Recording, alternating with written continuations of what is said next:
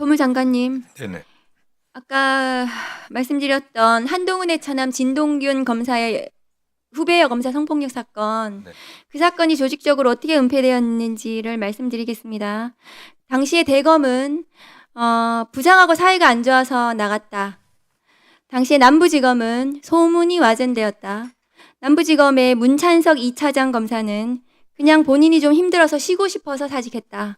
이렇게 조직적으로 은폐가 이루어졌습니다. 검찰 내에서 중대한 성폭력 비위가 일어났는데도 불구하고 검찰이 조직적으로 은폐한 사건입니다. 장관님. 그래서 검찰이 지금 성폭력 사건 수사를 말할 자격이 있는가? 그걸 되묻는 것입니다. 검찰에서 사건이 은폐된 사건이 이 사건뿐만이 아닙니다.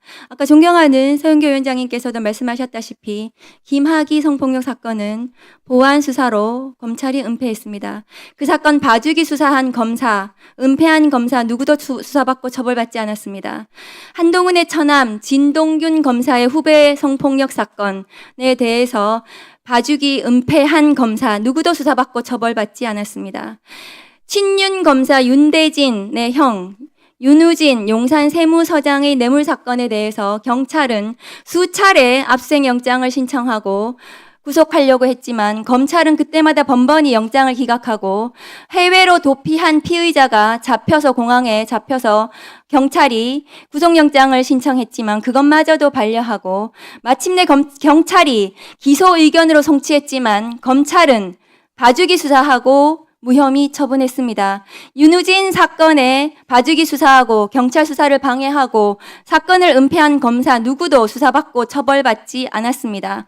지금 장윤기 사건의 경찰관들의 유착과 관련된 은폐의 구조는 똑같습니다. 그런데 경찰관들은 지금 경찰 자체적으로 팀장을 체포하고 구속하고 검경이 수사해서 엄정하게 처벌할 것입니다. 그런데 이 사건 은폐, 검사 사건 은폐에 가담한 검사 누구도 수사받고 처벌받지 않았습니다. 그 이유는 검사에게 수사권과 기소권을 가지고 있기 때문입니다.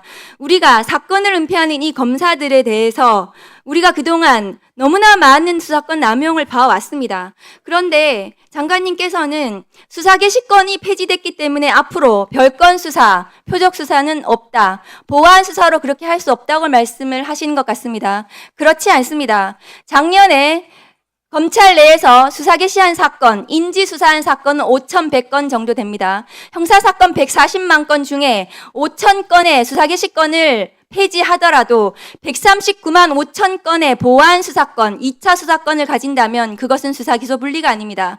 공소 사실의 동일성 내에 수사하는 것이 별건 수사를 하지 않는 것입니다. 그러나 지금도 형사소송법 198조에는 별건 수사는 금지되어 있지만 최근에도 별건 수사로 무죄가 난 것이 민주당 동봉투 사건입니다. 그것은 수사받을 당시에는 별건이라고 수사 방법을 다툴 방법도 없고 몇 년 후에 구속되어서 후에 무죄가 나더라도 그것은 늦습니다.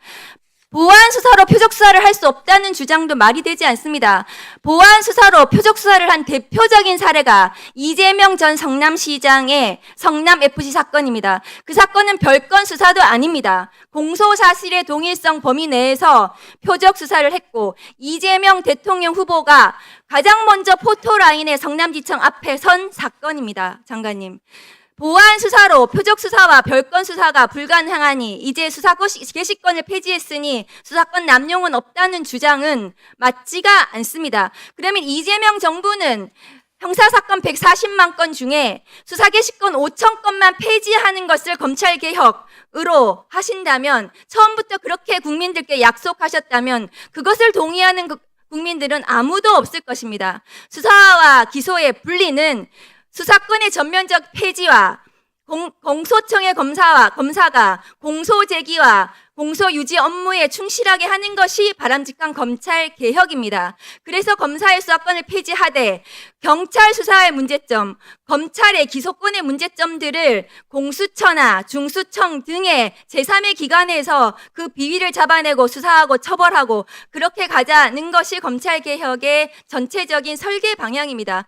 법무부는 정부 방침에도 불구하고 계속해서 보안 수사권에 연연하는 이런 태도로 법무부 장관님도 그렇고 차관 목사님도 그렇고 이 자리에서 계속해서 그런 식의 말씀을 계속하고 계셔서 그래서 제가 문제제기를 하는 것입니다. 법무부는 앞으로 검찰개혁 국면에서 수사기소 분리에 따른 제반 작업들에 대해서 충실하게 같이 국회와 같이 모두를 맞춰서 협조해서 10월 2일 공소청과 중수청이 제대로 출범할 수 있도록 해주셔야 한다고 저는 생각합니다. 이상입니다. 네, 말씀하시겠습니까? 과거 김학의 사건을 비롯한 지금 의원님께서 지적하신 그런 사건들은 참 검사가 연루된 그 부끄러운 사건들입니다. 맞습니다. 정말 저도 그 당시 정치를 했었고 그 당시 정치 권력과 검찰이 결탁해갖고 제19 감사하게 해갖고 결국 무마했고 그 과정에서 정말 피해자들이 아무런 하소연도 하지 못하고 그런 하소연들이 전달되지도 못하고 은폐됐던 건 저희 잘 알고 있습니다.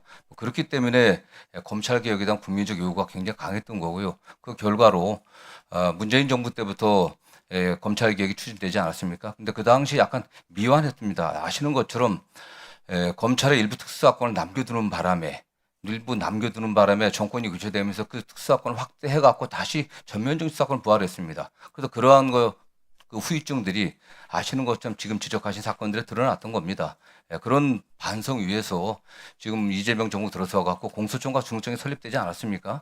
사실 정치 권력과 결탁됐던 일부 검사들이 이랬습니다. 저는 아까 의원님께서는 1%라고 얘기하지만 어쨌든 실제로 보안 수사 같은 경우는 그렇습니다. 저는 제가 단 한 번도 보안 수사가 필요하다는 얘기는 하진 않았습니다. 다만 그건 보안 수사 폐지를 전제로 한다고 하면 보다 철저하게 그 1%의 피해자가 없게 하는 게 검찰 제도가 존재하는 이유 아니겠습니까? 과거 정치 검찰들, 일부 일탈된 그 검사들의 권한 남용, 그 문제는 분명 이제는 저는 불가능하다고 생각합니다. 그 과정에서 검사를 수사하기 위해서 공수처가 설립됐는데 공수처가 제 역할을 하는 데 있어서 굉장히 부족하다고 생각하고 있습니다. 저는 이 차제에 정말 검찰의 비위에 관련해서 보다 엄정하게 조사할 수 있게 공수처의 권한이라든가 역할들 또 법적 미비점들을 좀 보완해 주시고요. 저는 그래서 그런 점들을 한꺼번에 다 같이 논의해달라는 그건 당부입니다. 그렇기 네. 때문에 지금 말씀하신 그 예에 관련해서는 입이 10개라도 검찰은 할 말이 없을 겁니다. 그러나 대형 의원님께서도 검찰에 계시지 않았습니까? 대부분의 사건은 99%의 형사사건입니다. 지금도 이미 어차피 말씀하신 몇천 건의 그 인지 사건들이 없어졌습니다. 그렇다고 하면은 그냥 경찰을 전적으로 신뢰할 게 아니라 경찰이 능력이 없다는 소리가 아닙니다. 굉장히 많은 사건들 처리하고 1차적인 수사를 하고 있습니다. 그러나 그 건들을 어느 정도 한번 스크린할 수 하는 과정에서 피해자가 나오지 않게 피해자의 권리가 최대한 보장되게 의원님들이 좀 세밀하게 좀 제도를 만들어 주시기 좀 부탁드리겠습니다. 네, 네. 두 분 말씀 같으신 말씀이십니다. 그래서 지금 좀 더 보안 수사를 통해서 불송치되었던 것을 제대로 범죄자를 잡아나가는 과정, 그 과정에 관한 것을 누구도 억울하지 않게 지금 형사소송법이 바로 국민 여러분께 말씀드리지만 그런 내용입니다. 이 안에 절차를 잘 넣어서 보안 수사가 있어서 꼭 된다라고 하는 것이 아니라 이 안에 절차를 잘 넣고 누구나 이야기를 들어주고 그리고 수사를 철저히 해주고 그 과정이 필요하다 이런 말씀을 피해자분들과 그 관계자분들이 하고 계시니까요. 그런 내용을 철저히 잘 들어서 잘 보완해 나가게 해주시면 좋겠는데 그런데 자꾸 보안 수사 필요 이렇게 얘기가 나오니까 이 큰 검찰 개혁과 대한민국의 이 사법 정의를 만드는 과정 속에서 자꾸 발걸음이 엉키는 부분들이 있는 겁니다. 그래서 말씀처럼 그 내용을 잘 보완할 수 있는 절차를 만들어 나가면 좋겠습니다. 지금이 또한 기회입니다. 더 그 경찰을 견제하고 검찰도 견제하고 그렇게 갈 수 있게 나가면 좋겠습니다.